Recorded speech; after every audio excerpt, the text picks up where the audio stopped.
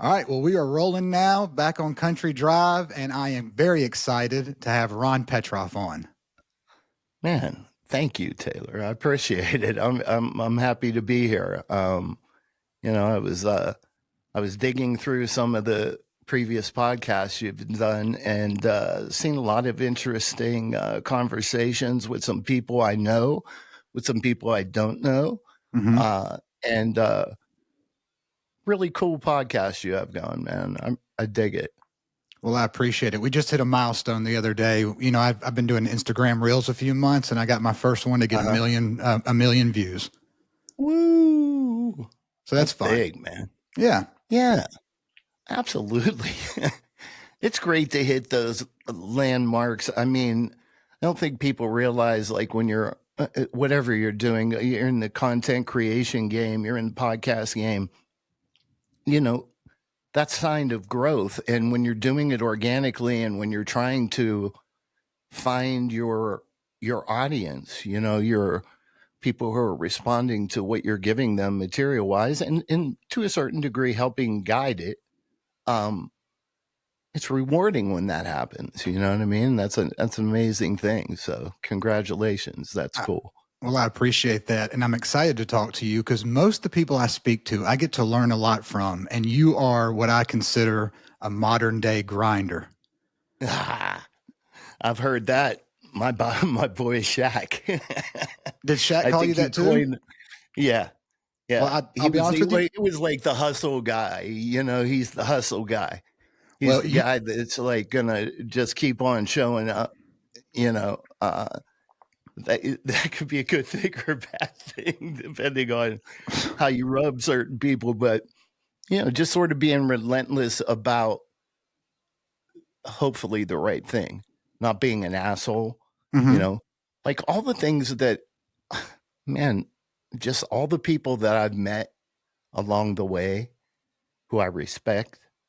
I've been fortunate, and so, you know, names that you'll know, like Mike Shimshak, like Joe West, you know, this town knows those names, maybe, possibly, hopefully, but beyond that, may not. And they're very wise people, and guys like them, and in their ether, I've tried to pay attention to what they said, not always agreeing, but trying to fit it, to wrap it up in what I'm trying to do and where my skill sets are, is trying to make an impact artistically and creatively. Well, when you're around guys like Joe and Mike, it's definitely a great breeding ground to figure out how to make an impact, because those two are two of the best. They are, man. They are. They're awesome. We just had a we do this class, shameless plug for the Apprentice Academy at in Franklin. This is Joe's program, and it's basically an audio production and recording program. Long story short, Joe has a passion for the veterans, and we work with a lot of veterans who have transitioned out of the military into maybe they're passionate about writing songs, maybe they're passionate about, maybe they're artistically talented, you know, maybe they have a voice in that way. Maybe they're interested in creating or being a guy that's a producer or a writer or somebody behind the scenes, like an engineer. So anyway, we did a writer's retreat at a place in Alabama close to Muscle Shoals. And just like the gems and the time you get to spend with people in that ether, it's so rewarding, and it's so inspirational. And so that's what those guys give off. They're just like real good people that are doing things, at least I talk about moral character all the time. You know, they have great moral character. That's right. You know, so you don't have to agree all the time. they're always worried about like, we're worried about whatever the song is, you know, forget about genre, forget about hip hop and, you know, singer songwriter and this and that. What does this song want to be? And sort of look at it through that lens and fight for that. And your end result ends up being better if everybody's creatively fighting for that. That's right. So that's been a gem that I've learned from them. You know, it might be a good time real quick just to give people a background of who you are and what you do with a quick bio. So we know where we're heading with this thing. Yeah. And plug anything you want to up top, please. All right, cool. Well, my business is crushaudio.net. It's KRUSH audio.net. Basically just a very simple website, a way to get in touch with me, nothing fancy. I'm a Grammy nominated producer, and I'm an engineer. I'm a writer. I'm not by intention, but just by a product of the system. I'm a DOS sort of specialist. I know several of them out of necessity, not because I wanted to. And I have a master's degree in music, in jazz performance and pedagogy, which is jazz history. Basically anything music I've been interested in since I was a young kid. My story's unique in the sense that I came up. I was a saxophone player as a young musician, and played in several bands. Toured with a guy named Willie Chirino, who was a Cuban recording artist living in Miami when I was down there doing my schoolwork. And right around the time I graduated and got my master's, I started teaching at a school called Parkway School of the Arts. It was a school in Fort Lauderdale, and it was a magnet school back then. Magnet school's intentions, for those listening, their intention was to bring people in from every area. Broward County was a huge area, 250,000 students. So, you know, my school district, where, by the way, Joe and I grew up a mile from each other. We've known each other since we were little kids. Where we grew up in Pittsburgh, outside of Pittsburgh, I think our class was like 300 people, our graduating class. So just to give you an idea, it was such a shock for me as a young guy being down there. But anyway, taught at that school, had an amazing experience at Sunrise, Florida, for about 7 years ish. And around that time, I was diagnosed with something called dystonia. Have you ever heard of that? Is that it's part of the mouth? Yeah. Well, it could be anything. Some people have dystonias that are just like a writer's cramp, meaning you ever see somebody that, you know, a thin pencil will bother them, but a fat pen they can write comfortably with.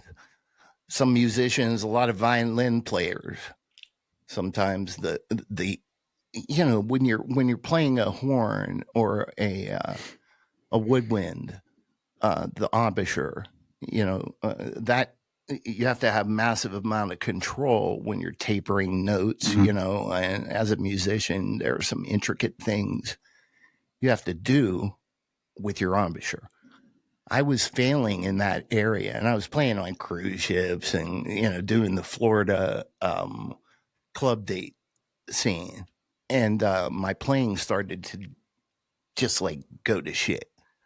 And like whole notes, I'm holding whole notes. I'll never forget I was playing the song A Train. And, you know, it was a typical club date song that we would play back there. It's a jazz standard. And I was holding the note on my saxophone, and like I was getting a wobble in the, like a muscle spasm. Right. So long story short, I went to specialists. I went to University of Miami. I started getting Botox, like injections all in my neck and around my embouchure. Oh, wow. And of course they had to play with all the, the dosages and all this. This is before Botox was a chic thing to do for wrinkles and all that stuff. So that's why I joke and tell everybody I get my boyish good looks because of all the years. A little botulism of the Botox. So anyway, yeah, man.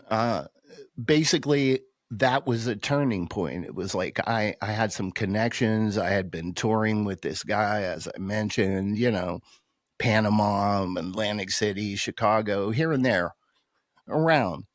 And it all came to a crashing halt. So it was a really rough time. Circa 96. You want to hear, you can't write this stuff. You can't make this stuff up. The day I found out I was having trouble playing, right? So I fly up to Pittsburgh. I go to my old teacher who I used to see when previously before Miami, I was at the University of Pittsburgh. Mm-hmm.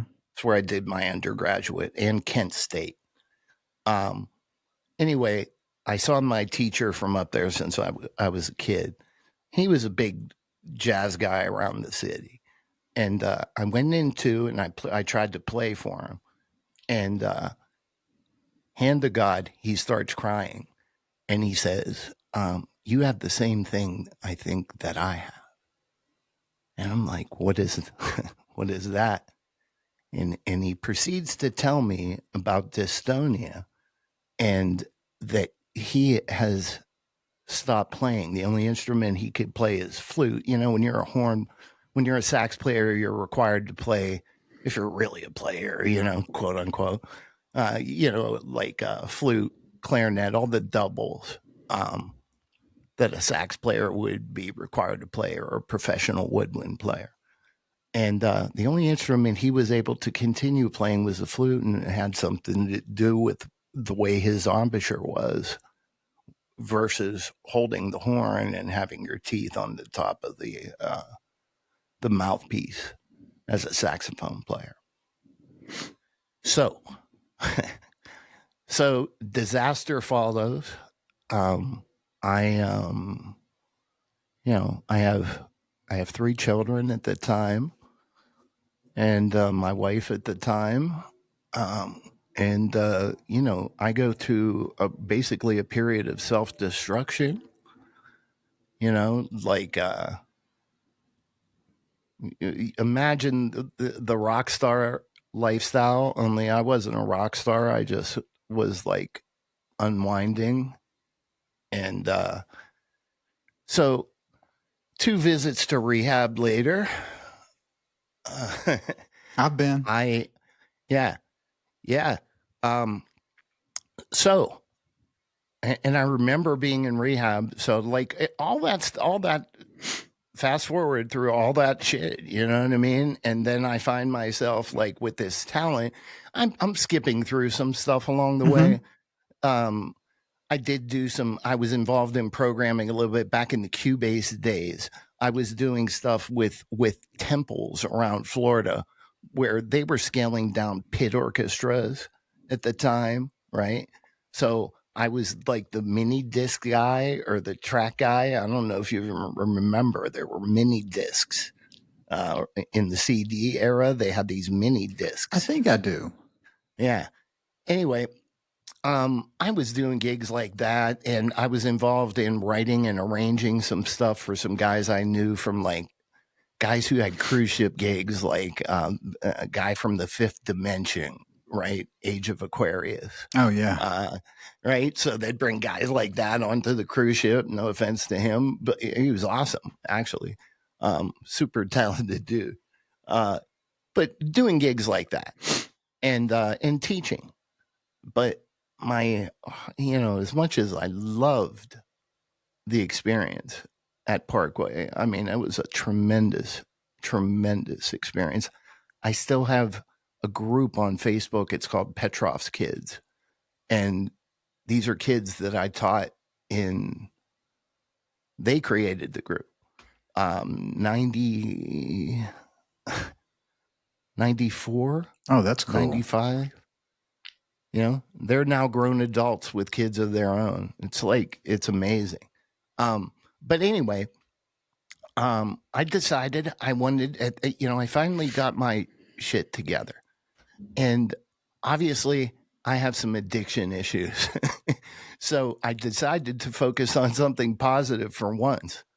And man, I dug into it like crazy. I already had all the theory background. I already had all the, I think my musical sensibilities were pretty good, being an artist, being involved in various forms of music.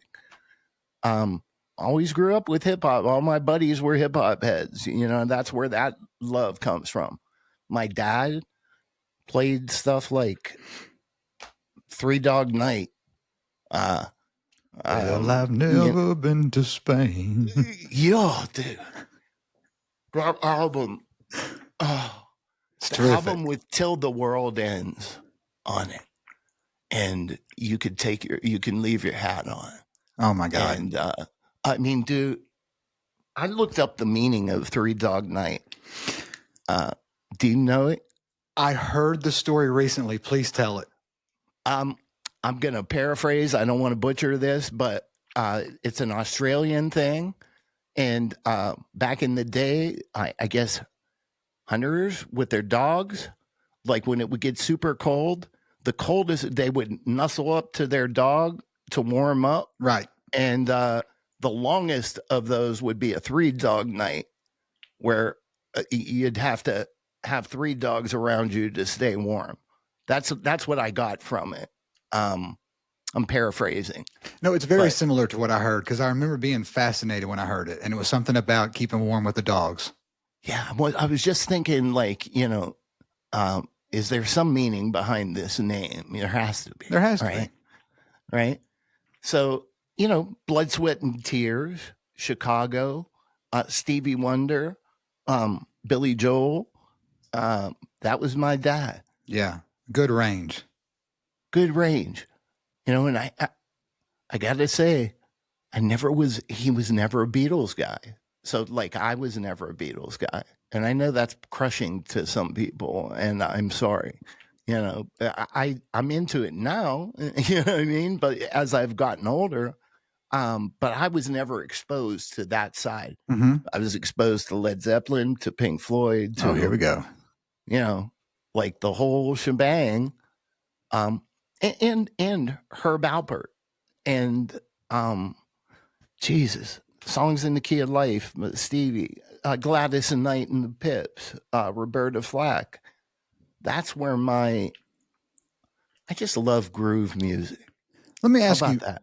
That's where the hip hop love comes from. It's like the beat love is like that groove that's nonstop, that just like the tension and release that you can make happen within a linear piece of music. I think that's the love. I think when I learn about producers and engineers, the ones that have a broad range and don't have necessarily just one lane or one genre seem to produce the best music, because their openness to all sounds, all types of creativity. Does that have an impact on you as a producer? Yes.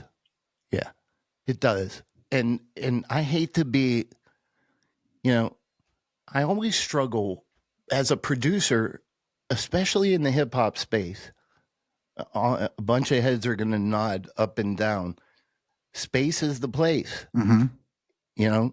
And so how can you be exciting when, they're looking for repetition? They're looking for one chord and maybe some tension, and then back to that same chord. To me, it's like a challenge, you know what I mean, to try and make something happen in the structure of that environment.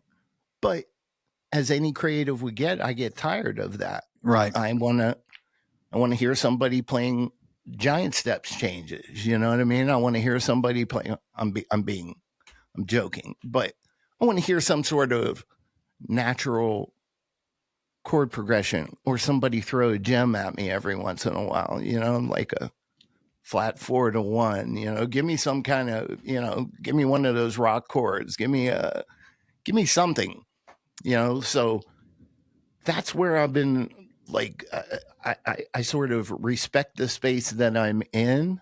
And I think I bring some of those experiences from the other spaces to whatever it's going to filter through us, Yeah. whatever our experiences are. I would I imagine for believe that. someone like you, it's an exciting time because it feels like the lines between from genre to genre are getting blurrier and blurrier. And now we're all uniting as one, as now it's just music. I agree with that. I think we're on the precipice of I've heard you mention this before, the AI influence. And, I'm not quite as optimistic as Shaq sometimes. I think as a tool, like, look, it's here. I agree with all that. It's not going anywhere. I think what may happen, probabilities, right? Who knows? But what may happen is guys and gals who are really talented at what they do, super interested in what they do, willing to work really hard, and they have been blessed by that hard work and maybe something else. God,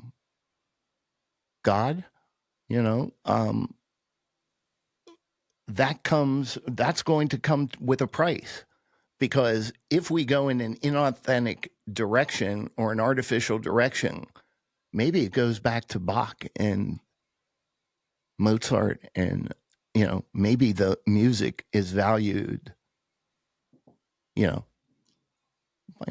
I used to go to a lot of jazz clubs. I would challenge you, and R&B concerts in Pittsburgh, like the Maxwells of the world, D'Angelo. Guess what? Everybody dressed up. Oh, yeah. Carnegie Mellon Jazz Festival, you better have something on that was presentable. You wanted to look good. And I'm not saying, look, I'm dressing, I got jeans and a t-shirt on. I get it. I like being casual as well, but there was something about that appreciation of the art. Can I show you something? Can you see that handbill? Yeah. Look at this night for R&B. Otis Redding, Sam Cooke, Wilson Pickett, Lloyd Price, and Jackie Wilson. And they're all in suits. Wow. Lloyd's got the bow tie going. Wow.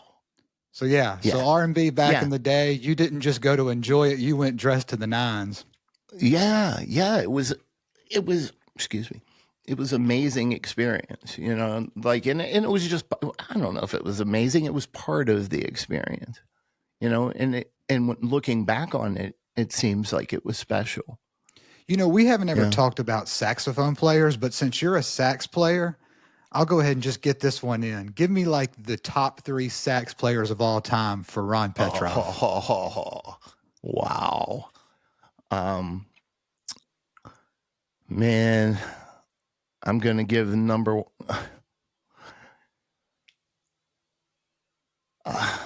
do I go with them? I'm thinking in my head, do I go with the modern guy, the more modern guy, or do I go with the guy that influenced him?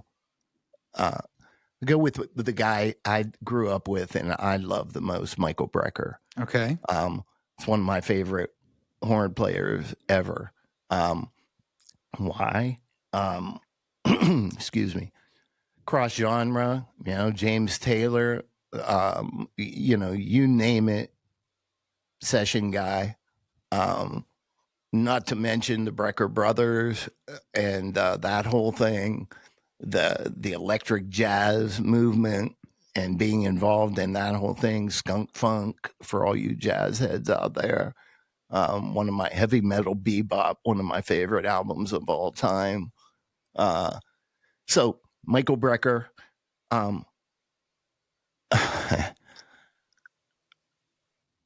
Coltrane, and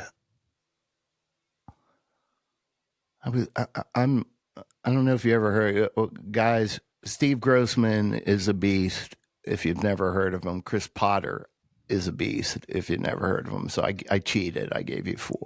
That's okay. I don't know a lot of saxophone players, so that's why I was interested Yeah. to get a little. Now I know Coltrane, but for me growing up, it's Clarence from E Street Band. Oh yeah. Clarence Clemens. Yeah. Yeah, amazing. I never forget. I saw Huey Lewis at the Civic Arena in Pittsburgh, and he had this band. He had this horn section with him, and I'm like, "What the fuck is going on here?" Just like massive. Well, it ended up that it was the Tower of Power horn section. Oh wow. Famous horn section, and I've been lucky through Joe and through a couple other guys to work with Roy Agee, who was a part of Prince's stuff back in the day, horn section stuff. He had amazing player, some amazing session guys and amazing artists here around town. Did you ever watch the show on HBO, Treme? No. Well, it was after the New Orleans hurricane. It's done by the same guy that did The Wire. Oh, okay. Did you ever watch The Wire? I have. One of the greatest shows of all time. Yes. And so it's the whole New Orleans jazz scene. And it's a lot of horns throughout the entire show. Oh, that's cool. Yeah, you should check out. That's cool. I don't know if I pronounce it right, but Treme, I believe, is what it's called. I have to check that out. Yeah, you definitely should. It's terrific. All right, so now let's talk about producers. All right. Producers. You mean favorites? Favorite producers. Okay. Who are your top 5 favorite producers? Wow. Are we talking about hip hop here? We can talk about any music. Any music. Oh. Wow. I just like to know who you're inspired by, who kind of you came up under and thought that's what I want to be. I want to emulate that. Rick Rubin. Oh yeah. Has to come to mind. Dr. Dre and the whole Eminem thing was in my wheelhouse as far as my age and my youth. So that was interesting.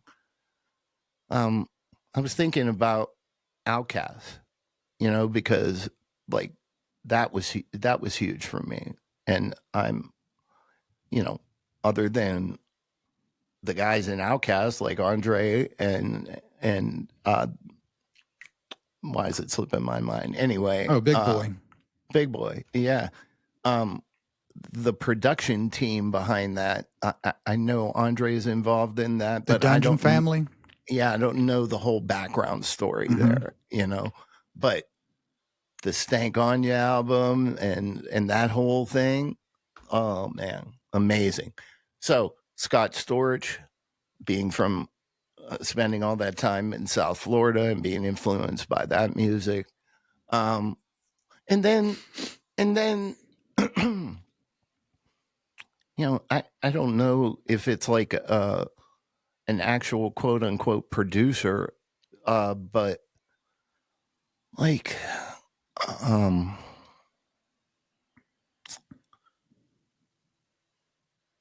just the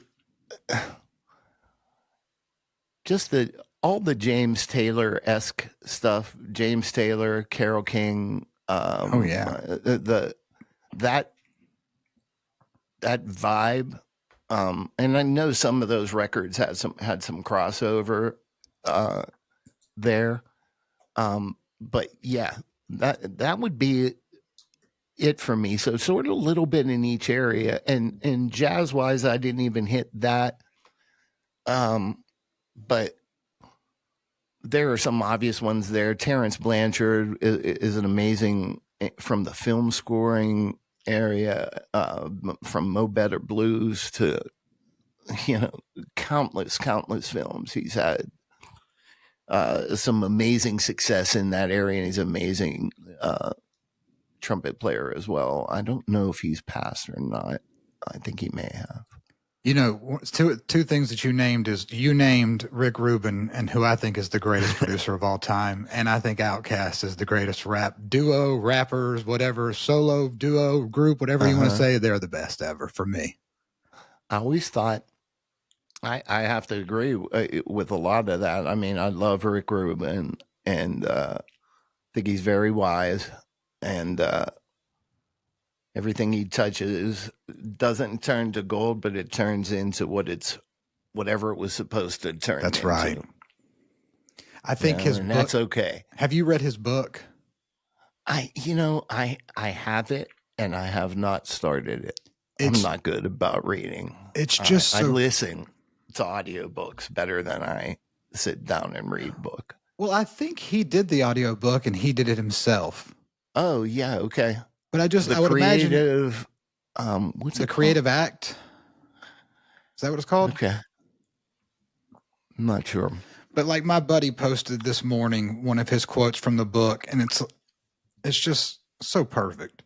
Failure is the information you need to get where you're going. Amazing. Just little tidbits like that. Look, every songwriter, every producer, any creative, I could directly speak to my area. You know, we operate, so many of us, off of insecurity and not thinking what we have is good enough to offer up.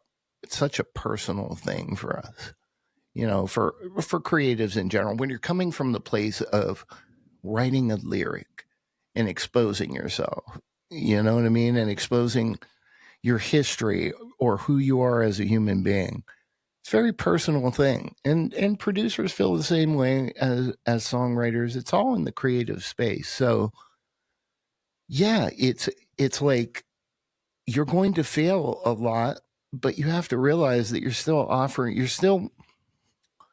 have to show up every single day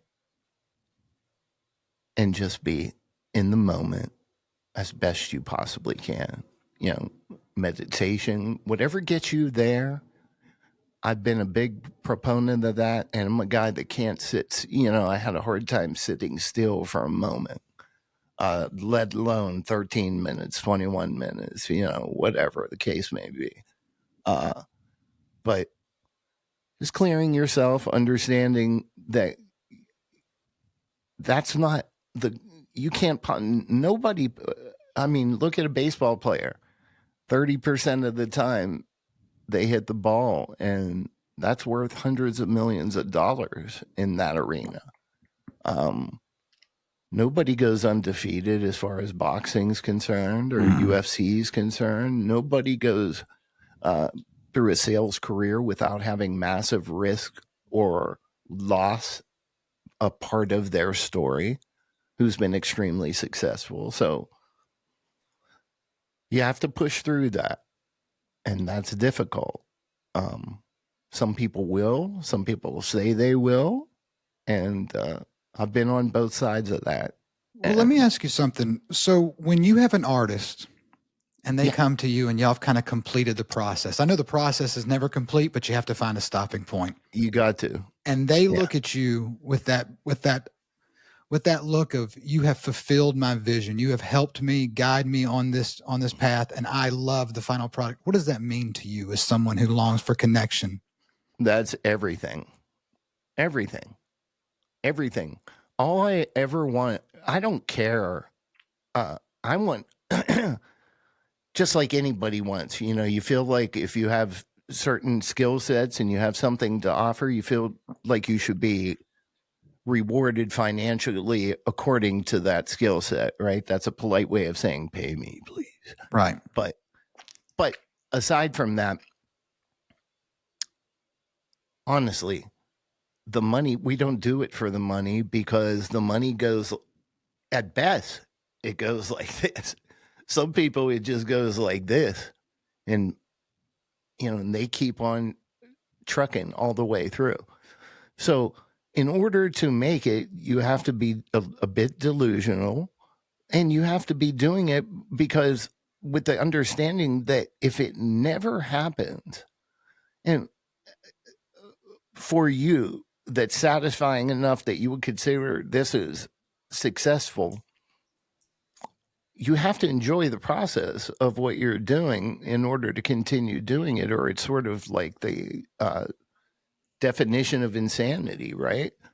Um, and so the most rewarding part of that is the connection I have with the people in the room. All I Yes. ever wanted was, I guess what I was trying to say is, all I ever wanted was to be around people who cared about it as much as I did and who geeked out about it as much as I did. And that's not always the top guys, because sometimes you get jaded, you know what I mean? The business jades you. You forget what the original reason was you got into putting your hands behind the faders and pulling shit up, or sitting down and writing with a group. You become something so far removed from that that um, that that bothers you when people are so passionate about that. I long for that. So that to be in that creative fabric, that ether with the artist making it, and for them to appreciate it and then go and tell me that, or to post something online, or to be so proud about putting out their music, and thanking me in that way for whatever role I had in it. It's like really the most important thing in the world for guys like us, I guess. you know, That's beautiful. I need that Let me for ask you, sure. as a producer, do you find artists are chasing the views and the listens and the downloads, or they're chasing the process and the passion for just creating something that they love? Too many are chasing all the numbers. I sort of separated into two different categories. Excuse me. Yeah, man. Are you coming at it from being, do you want to be a content creator? And do you want to have music sort of be a part of that? Is that going to be your into the content creation game, or is that always going to be like your piece of it? There are those people. I don't see too many Billie Eilishes out there. I don't see too many new things happening that are really authentic, you know. And maybe I'm getting jaded, you know, but I can only go based on what I hear from the other artists. And it's like, you know, they think streams are so important. Why are streams important? I mean, you're not getting paid They from don't the pay stream. anything, I was going to say. So why are they important? I was explaining to somebody the other day, he's an artist that's out of Louisville, and he's a hip hop artist, and he's very good. He's well known in the city up there.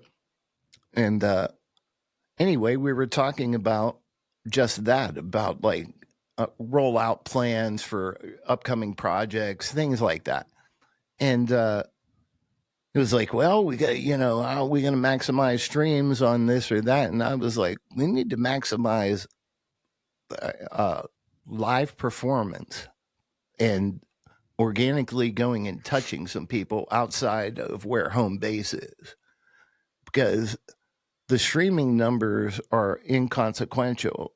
Bring some merch with you, by the way, because that $30 t-shirt, how many streams do you have to get to make a $20 profit margin? Because you're going to pay, let's say generously, you're paying $10 for a t-shirt at cost, you know. So you're going to make a $20 bill. That's right. And you're going to, and that person that throws on that t-shirt or that hat or that hoodie is going to promote your brand, and they're going to think about you whenever you come back to town. because we're going to consistently hit these areas. And then we'll worry about, I mean, if they go to their favorite DSP and they play your music, then your streams will go up. And if they vibe with your videos will go up on YouTube or wherever you show your videos. So I'm sort of that approach, man. It's funny what you're talking about, because I just realized as we were talking, I got excited to see that reel had gone to 1 million. It didn't put $1 in my pocket. So it's just like crazy. So it's nice to see the number, but if you're not just continuously working to kind of continuously achieve the number doesn't mean shit. That's right. It's what can that number do for you? Right. What collateral is that number for you? You know what I mean? Like as an artist, for instance, are you an artist that, I got several artists right now. I mean, I hate saying that. I hate when producers or engineers are be like, that's my guy. It's not your guy. That guy is going to come to wherever he feels the most comfortable to record, and he's going to write with whoever he wants to write with, unless he's directed from above, you know what I mean? And is contractually obligated to write with certain people. It's not your person. So I have to correct myself. But anyway, I lost my train of thought. Shit. You were talking about, people that have ownership over their artist. Yeah. Okay. So anyway, the bottom line is, the streaming and all of that with the DSPs is usually the focus of a lot of artists, going back to your original question. And you cannot profit off of that. And some people, and a lot of times they don't even know, guys, get yourself, involved with a PRO. For those of you that are just starting out, get involved with BMI or with ASCAP or whatever your situation is. There are some other options out there as well. Understand that where they're collecting royalties from, understand those things, and you'll get a quick snapshot of the fact that you're not making a lot. You're not going to make a lot of money, especially if you're not an established artist, because, performing rights organizations are taking care of one thing, mechanicals and stuff like that for streaming. What are you getting paid? You're getting paid 0.004, I believe. So Spotify, that's what Spotify pays? 0.0004 of each stream? 0.004. So you're splitting up a penny into thousands. Jesus. And some people argue and say, hey, well, yeah, but I've been smart. I did the beat myself. This is in the hip hop world, right? I did the beat myself. I created it myself. I recorded myself in my studio.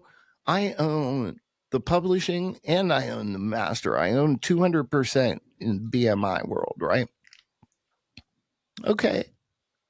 So what's that getting you if you don't have any marketing or you don't have some kind of massive outlet? Now, by all means, if you have a plug to 50 different playlisters that are going to guarantee you millions of streams every day or every week or whatever the case may be, yeah, owning your publishing and doing everything in-house is great. But the whole model, we're arguing, people in the community are arguing over all this stuff that's involved in a totally flawed model, in my opinion. Now, but economics, how do we fix it? I don't know. Well, that was going to be my question. Is there any value? So I know Spotify, I guess based on your numbers, I didn't even think it was this high. It says on 1 million that you would get $4,000. That's what it says. If you did everything I just explained, like you had no pub deal, you had no record deal, you were an independent artist. Maybe you paid maybe you paid a producer or you went to a beat selling service that sells tracks, but that's a whole nother podcast probably, because I got major beef with that as well. Is there The whole leasing beats thing is not for the professional world. is that There, I BeatStars said kind it. of thing? Yeah, and I was an ambassador for BeatStars here in Nashville. Shout out Wishmaster, along with another producer who's very popular. And I have no problem with the model. I just have a problem with people thinking that they're going to be Little Nas X. That's a one in a billion. Somebody went, and I don't even know how much of that track was used. I know there are some other isolated incidents. People, maybe Gunna has a song, or there are a few people who have made some BeatStars producers famous, quote unquote, given them some major placements with major artists. I think it's a great place to go because I don't like people stealing other producers' art. So I would much rather an up and coming artist instead of, I get it, they write to a YouTube beat, so they have the arrangement, the key. If they're a singer, they have everything laid out, the verses, the choruses, everything's there for them. So they'll come to guys like me and want me to just take that other producer's beat and record their vocals over top of it. That's fine if you're not going to put it on DSPs, but if you're going to purport to own that song, now we're getting into trouble, right? Right. So I much prefer them to go to BeatStars and pay, but they're paying for a leased beat, and there are only so many streams you're allowed to get on that leased beat before you have to go back to the table and renegotiate. Yeah, It's smart. That's what I've heard. Let me ask you this. So I've talked to a songwriter before about songwriter stealing, and you just kind of alluded to this. Do rap producers steal beats? I don't think rap producers who are worth anything would ever be affiliated with anything like that. Having said that, I'm sure it happens, but it happens from people who are not really. It's the complete opposite. Like everybody should acknowledge other art, right? Mm-hmm. There's a way of doing it. Hip hop had it right in the beginning. It was like, yo, here's a nod to the Temptations. Here's a nod to the Funky Drummer. Here's a nod to James Brown. Here's a nod to Aretha Franklin. But they had to clear those samples, and they had to, they actually got those artists paid in those circumstances. And it was no different than in the jazz community when another player, Dexter Gordon, used to do it all the time, another sax player, quote other or play in the style of another player to almost say, hey, I see you, like John Mayer playing like Hendrix, right? Real producers wouldn't want to do that. But real producers who even like grab loops off of like a place like Splice, they don't want to take that loop that's sitting right there and just use it. Does it happen? Yeah, all the time, probably. And I hate that. Do something creative with it. Right. So change it. Split up 5 different loops and make one out of that. Reverse something, flip something around, pitch it up an octave, pitch it down an octave, slow it down, speed it up. You have so many options. Well, that's what Timbaland did. I don't know if you've ever heard the drama for Timbaland in Arabic music.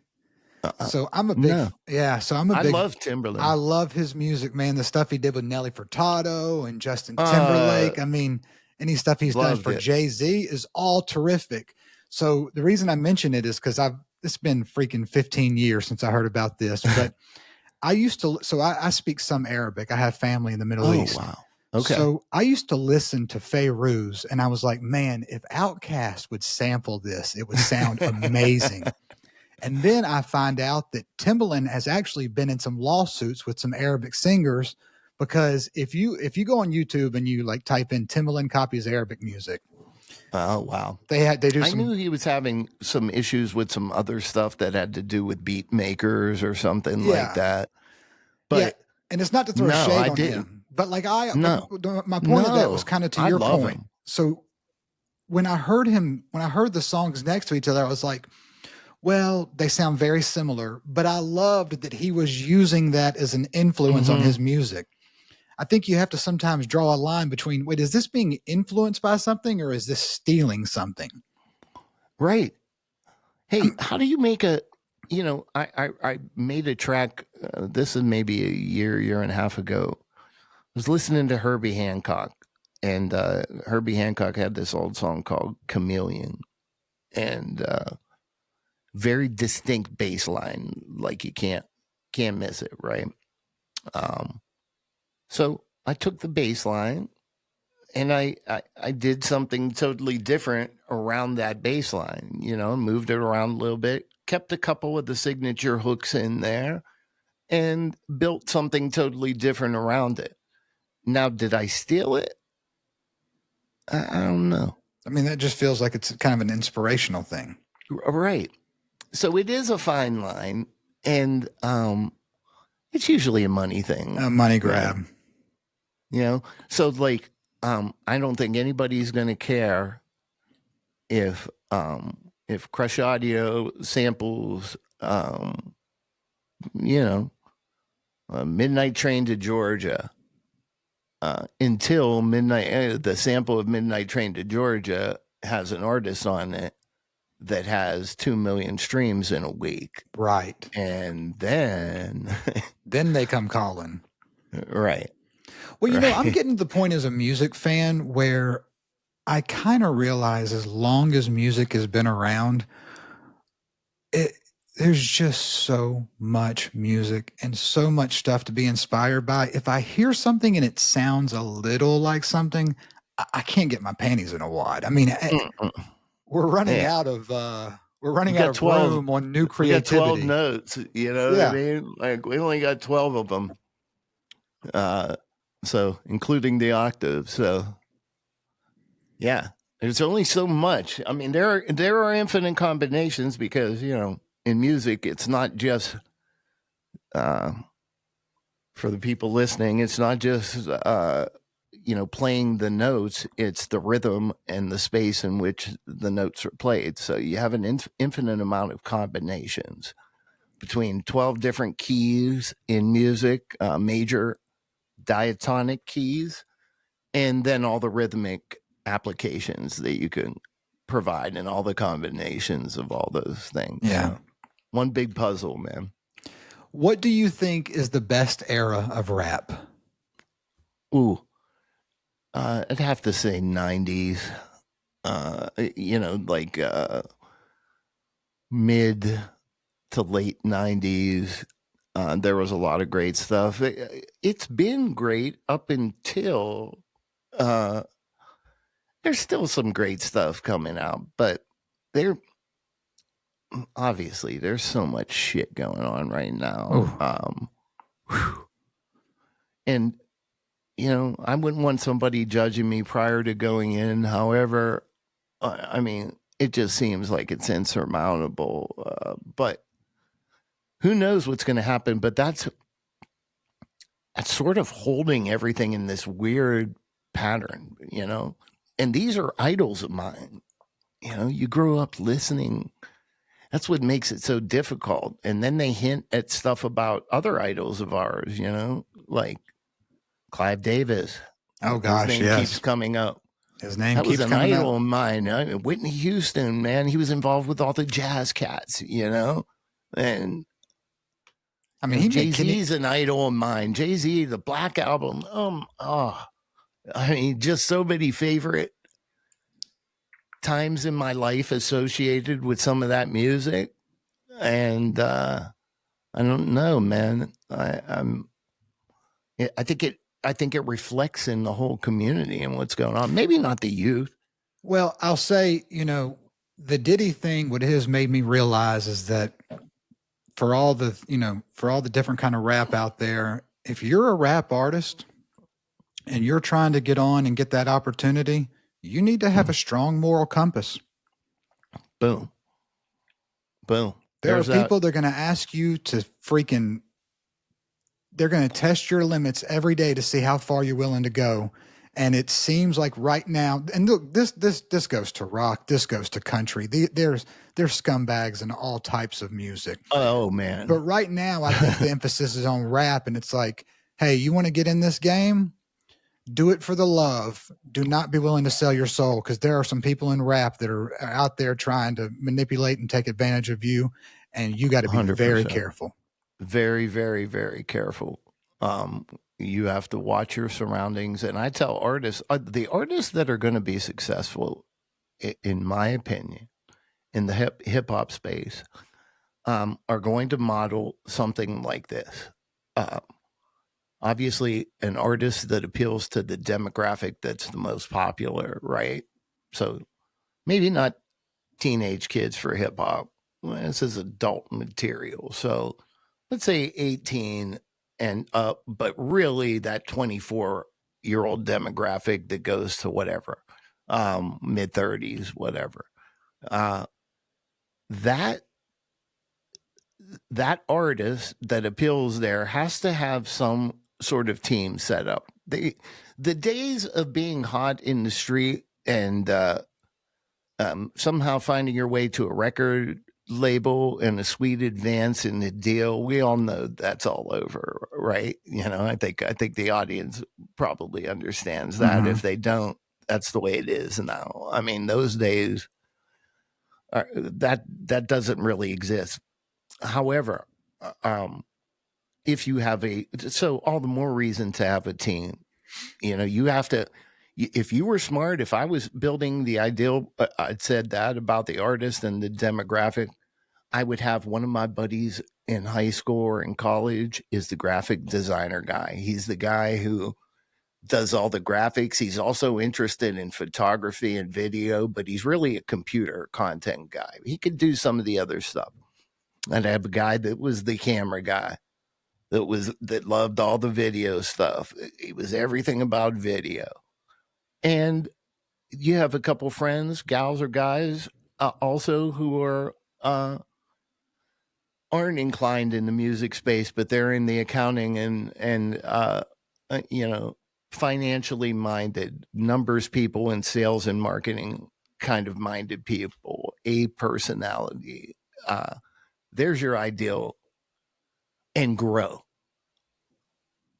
If you can tolerate each other for the period of time that it's going to take to be great. If you truly believe in that model, you have some power in that model. Very I much don't so. want to. You develop some moral equity within each other. You have some responsibility to each other. Nobody wants to leave the other person behind, ideally, and you're all focusing. You all have a clear intent in mind, which is to push this artist and get he or she to a level where you all are financially benefiting from their success. Yeah. Mm-hmm. And hopefully they have something to say musically and creatively. That's the cherry on top. You know? There's a company here in Nashville called Dead Horse Branding, Mm, and it feels like they are just one of the greatest opportunities for independent artists. They do PR and management, but they mm-hmm. also do like all the photography, all the music videos. And so if like you're an independent artist and you kind of do your things independently, you book and you distribute your music on your own, but it's kind of Mm-hmm. like what you were describing. And then you get someone that can help you kind of further yourself PR wise. Man, you might not need a label. May not. And I'm not so certain that we're reaching the point now where being a label, signing with a label can end up hindering your career in the long run. Well, I mean, what is the label going to give you? They're a bank, They're a bank. and they're a bank with contacts. They're a bank with a division of that bank that specializes in connecting your PR schedule, your touring, your you know what I mean, all your appearances, your performances. They could have a hand in that as well, or a vested interest, to say the least. So if you've established that ether and you have an ether, like you have already been performing, you've been networking, you've been gathering up data. A lot of artists don't do this. Shout out artists that do this. If you're traveling from city to city, even if you're a singer songwriter, I would highly suggest you get emails. In this day and age, SMS is big, getting people's number and being able to text them some information. But you can quickly start to build up a database of people that you can market to that could be quote unquote super fans for you or super supportive of whatever you're trying to do. Once you build up fans in certain areas, let's say you had 100 people here, 100 people there, 100 people here who are interested in your music. Well, now you have a database that you can reach out to them individually and say, hey, I'm going to be in town next week. Love for you to get a ticket. Here are some tickets for you to share with your friends. Whatever. If you can build that ether, then now you just need the money. There are a lot of, there are a lot of people who have spent thousands, hundreds of thousands, hundreds of thousands of dollars for their son or daughter to only find out that they cut a demo that never went to anyone. And so my point is there are a bunch of people out there that are that want to invest in the experience. They usually put their money in their children or in their, and that's fine. I don't like the guys and gals that are opportunists that take those people's money. Yeah, I get it. Are you having this conversation with artists very often? I mean, I'm just trying to find out when you're in the room recording, are you also trying to help shepherd their careers, or are y'all just kind of focused on the final product of the music? Well, when we're creating, it usually looks something like in the hip hop space. I don't know how much of this room you could see, but I got drum machine to the left of me. I got synthesizers around me and behind me and controllers and DJ units and a whole bunch of crap. So I'm usually doing my thing and getting some sounds up, something that we could be bobbing our head to and moving to that has some sort of harmonic direction, some sort of maybe a hook, maybe a melodic hook, maybe a little cliche or a little idea to spark them. Maybe that ends up being the hook of the song. Maybe that ends up being the little lyrical hook that is the thread that connects the song. But once I have something going, I'm just adding and sort of identifying what the arrangement's going to be. They're sitting there just writing the whole time. And as long as I have music going the whole time, they're able to have a beat to write to.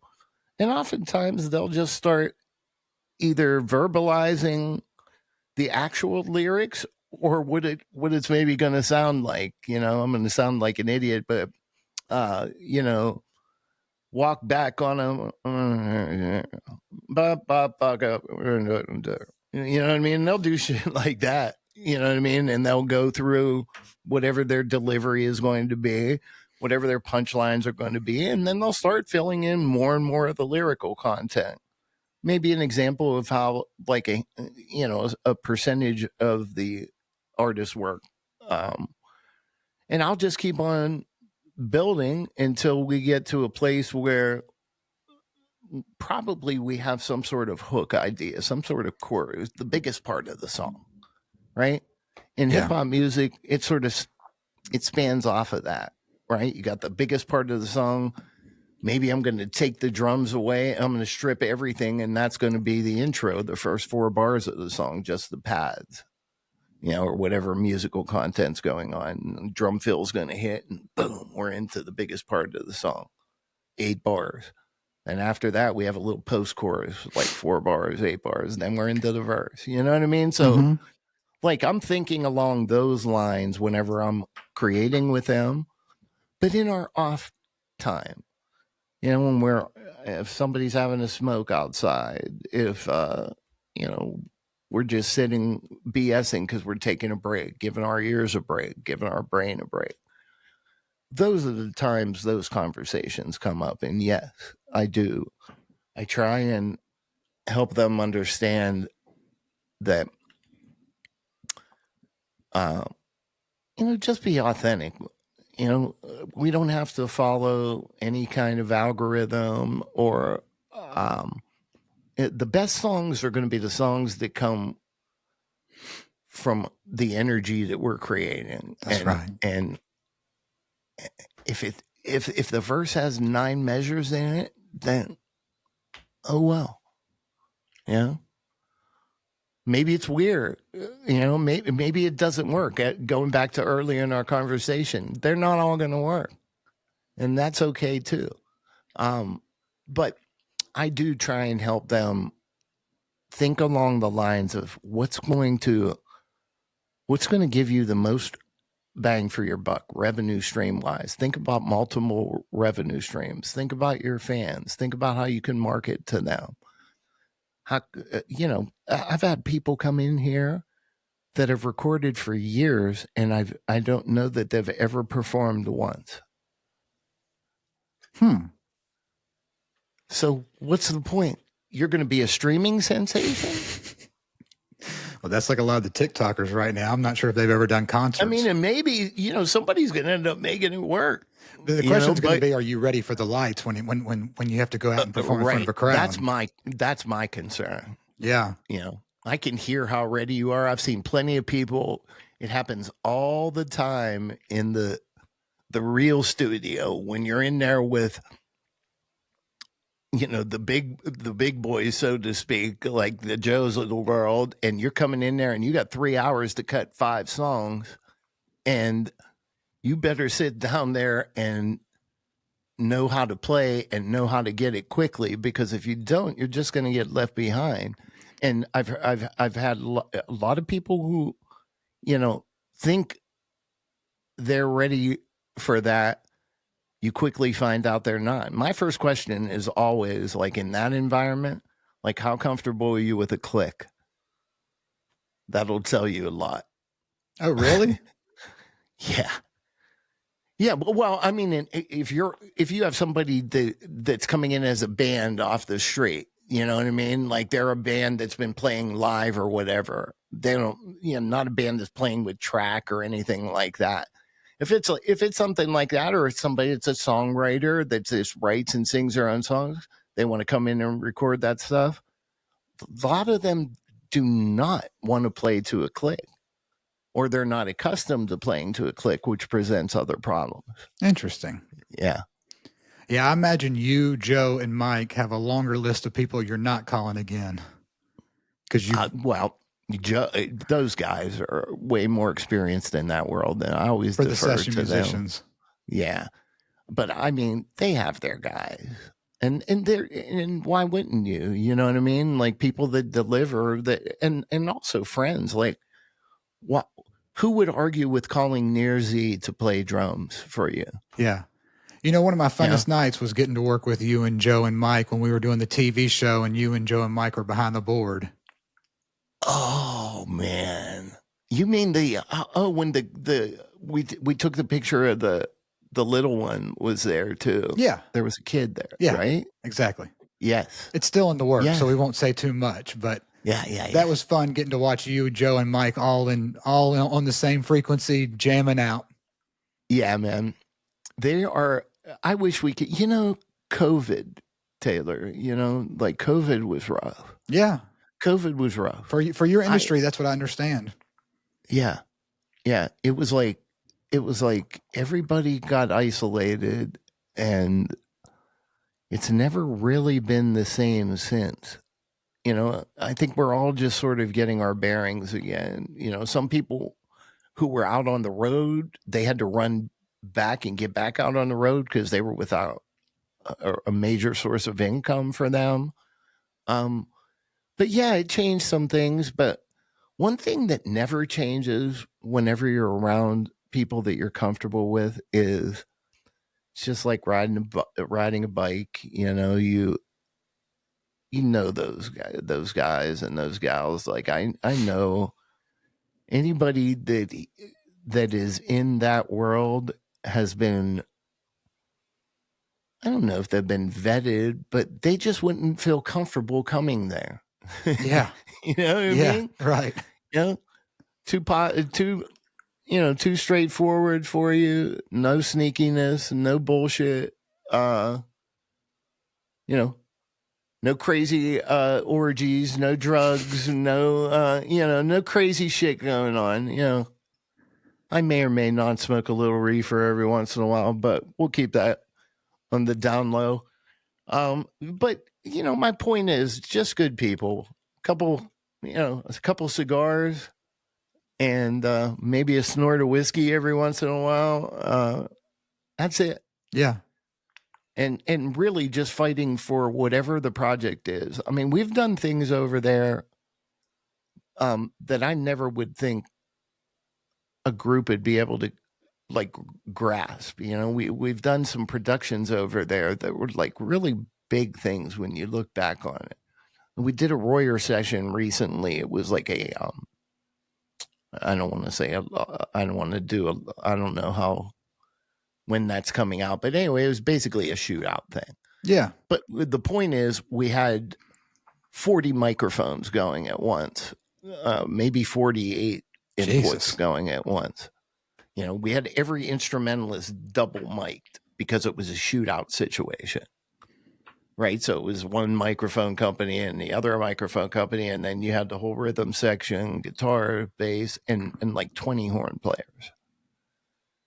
So like, that's not an easy operation, and it took us a few days, but it was well planned out. And I'm proud to say that that whole thing went off without a hitch. You can do anything. You really can. Now, I didn't ask you about this, so I got two more questions for you because I think I've kept you a little bit longer than maybe you're available. It's all good, man. Okay. You, speaking of being in the studio, you were part of a Grammy nominated album? Yeah. Okay, so tell me about being, Grammy nominated and what that project was. Well, the project was, the group is called Sanix. Okay. And the group is from Sweden. Shout out to the guys in Sanix. They're still doing their thing. I think they're pretty big over there. They were up for Record of the Year. They came over here to the West Barn. They wrote with Joe. Half of their album, when they wanted it to be traditional country album. The other half of the album they did in, I believe it was in Sweden. I could be getting some of this wrong. So, but anyway, the experience was this. They came over, they spent the whole time, like several weeks at the barn and around the barn. I mean, I think Andy stayed up there with Joe, and they were finished off writing songs. They had been in the process of putting this whole thing together. And, I got the opportunity to basically do that whole thing with Joe. I mean, from getting to sit and drive the bus on certain occasions, do all the overdub sessions, a lot of guitar and utility overdubs, vocal tuning, setting up the drums and the mics and being involved creatively there. But I also got to do some of the like some of the soundscape stuff for the record. So there were a few ballads on the record where I had just like pad stuff. I mean, total opposite of making a beat in the hip hop world, right? But creative elements, transitional elements, percussive elements, soundscape elements, film scoring kind of stuff, like that. So got to put on that hat and do that, and then just be a part of watching Joe produce. And we were in the middle of a class, so several of us got to sit behind the desk and actually record that album. That's amazing. So it was really, really cool. So, All credit to him, man. He called me one morning and said, "Do you have to? You're going to have to change. You're going to have to get a scheduler as of this morning." This is like in 2018, and I'm like, "What?" He was like, "Yeah, as of this morning, you're Grammy nominated. They're up for Record of the Year over in Sweden." And I was like, "Holy crap! You got to be kidding me!" that's And amazing. yeah, it was an amazing feeling, and I, it's I want to get another one. It's an addictive feeling, and only because when you're involved as a piece on the record, what's your natural inclination? First of all, I wish we would have won that because I know how hard he worked on it. I know how hard they worked on it as a group. There was a language barrier there. They sounded like a real country group. I mean, the video was done down at Legends, and there was all kind of B-roll and stuff from all over Oh, Broadway cool. on some of their video stuff. They had I think one of the tracks that did really well was called Heartaches and Highways. And I remember video footage in there. I think I have a cameo in that video actually somewhere. I'm gonna have to post that. It was amazing. That's a great record. There's amazing songs on that record. I'm So Obsessed is on there. Heartaches and Highways. They do a cover of The Look on there. She's Got the Look. Yeah, very, very, very cool group. Very great group of guys. They were with I think they were with maybe Sony. Trying to look it I up. think they switch. I think maybe with Warner now. But yeah, they're big over there, man. They do these crazy these get-togethers. It's like imagine if you had a community that was like really Slovakian or Polish or Swedish or Danish or this or that, and they have these big dances, like community Yes. dances, but it's like 10,000 people, bro. Isn't like crazy? Isn't Sweden the country that has produced like tons of great pop producers that no one really knows about? Nobody knows amazingly about Max Martin. Right. I mean, the amazing team. There's a great book. I have to hit you after the podcast. There's a great book that goes up that talks about everything that happened before Max Martin and what was going on with that whole group, and everything after Max Martin. They go through the Kelly Clarkson stuff. They go through, making records with everybody, just like anybody you could think of in the pop world or the pseudo pop world or the funk world, or they were making records with and they were writing with. Yeah, I saw a great it's video unreal. on it. I saw an amazing video, and isn't ABBA from Sweden? Yeah, like I think that's when it started. Like the whole Swedish pop music revolution started with ABBA, I think. Yeah, they've done stuff. Max Martin's still doing stuff.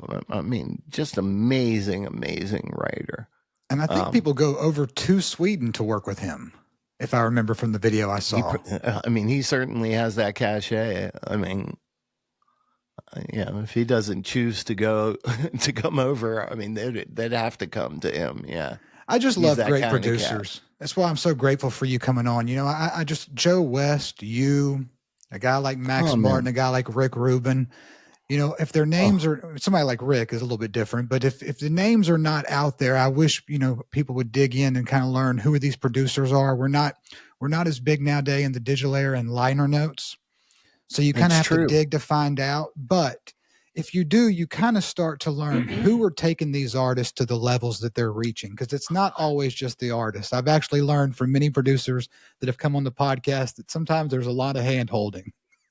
Sometimes, and sometimes there's maturity that has to happen because you're getting somebody at a young age. You know what I mean? Like, yeah. I don't think people realize sometimes about like with, they're getting paid ungodly amounts of money. Yes. But athletes, for instance, right? They're 22-year-old young men and women, 24 years old, 26. My son's 28. I have another son that's 26. My daughter is 23. You know, it, and I think back to when we were 20, when we were that age, or when I was that age, they need some guidance. That's right. Yeah. They need somebody who understands that maybe they're not the best version of themselves right now, but if they have potential and they have somebody helping them, if they have somebody that's interested in just profiting off of them and letting them become a train wreck, that can happen as well. Well, there you go, Diddy. That There goes you go, Diddy. brother. Well, I mean, I hope that when we talked about this earlier, Telling people you. kind of take away from that is that, the people that you surround yourself with in the creative process will be very instrumental in how you grow throughout your career.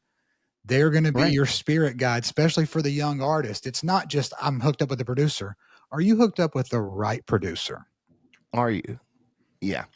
And does somebody care? Because oftentimes, people who are perfectionists and whatever are going to say to themselves, well, I have to do this myself because nobody cares about this as much as I do. There's a lot of truth in that. I like to pride myself on being involved. If I'm doing a project, I'm going to get involved in it. You know what I mean? And I already assume that we're just going to fight for the song. We talk about that ahead of time, but that assumption is pretty clear. Based on just how I guess I operate or whatever. It's just like nothing personal. We're trying to do what's best here. So don't get upset if I'm saying you're out of tune here, Right. or we need to do this here.